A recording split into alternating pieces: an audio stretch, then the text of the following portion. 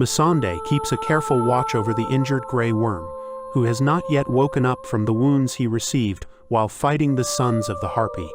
In another room, Daenerys and Daario Naharis stand in quiet respect over the body of the fallen Esser Barristan Selmy. Hizdahr zo Loraq arrives and offers his sympathies for their loss. Daario proposes a military plan. He suggests that their forces should fall back to the pyramid and use it as a stronghold to launch attacks and wipe out the sons of the Harpy. However, Daenerys chooses a different path. She orders the capture of the heads of all the major families in Meereen, including Hizdahr. These leaders are taken down into the dark tunnels beneath the city, where the dragons Rhaegal and Viserion are held captive by chains. The unsullied soldiers slowly force the leaders to move closer to the dragons, whose threatening growls echo from the shadows. Daenerys explains that a good mother does not abandon her children. She corrects them when they misbehave, but she never gives up on them. She then signals to Daario, who shoves one of the leaders forward. In a sudden and violent moment, Rhaegal breathes fire, setting the man ablaze before both dragons pull him apart and devour him. Daenerys suggests that her dragons might be able to tell which of the prisoners are guilty. She places her hand on Hizdahr's back as if she is about to push him forward, but then she changes her mind. She pretends that she does not want to give the dragons too much food and commands that the remaining men be taken away. Grey Worm wakes up and finds Missandei waiting next to him.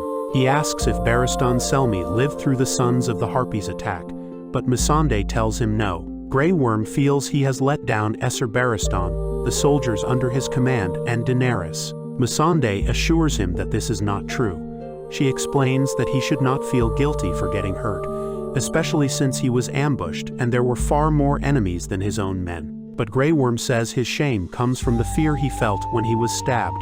Missandei comforts him by saying that every person is afraid of dying. Grey Worm replies that he is not afraid of death itself. What truly frightened him was the idea of dying and never being able to see Missandei again. Deeply moved by his words, Missandei kisses him. Seeking guidance, Daenerys asks Missandei for her opinion on reopening the fighting pits. In her wise and careful way, Missandei does not give a direct answer. Instead, she observes that she has watched Daenerys listen to her advisors when she lacked experience and disregard their advice when she believed them to be wrong. Following this conversation, Daenerys goes to see the imprisoned Hizdahr. He desperately pleads for his life. Daenerys informs him that she has made her decision.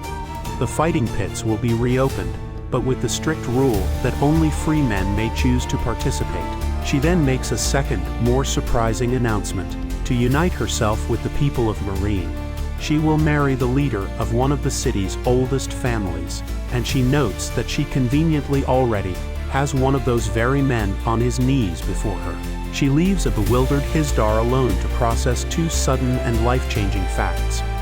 Not only will he be spared, but he will also soon become the prince consort of Meereen. Daenerys informed the others Missandei and Daario Naharis about her marriage to Hizdahr. Daario Naharis insists this is the not right decision. They already attack in Sons of the Harpy, and they killed Barristan Selmy. After that, Daenerys talk about Grey Worm health. Missandei told her he wake up and worried about last attack on her, and he blamed on him about Barristan Selmy killed. He also worried about you.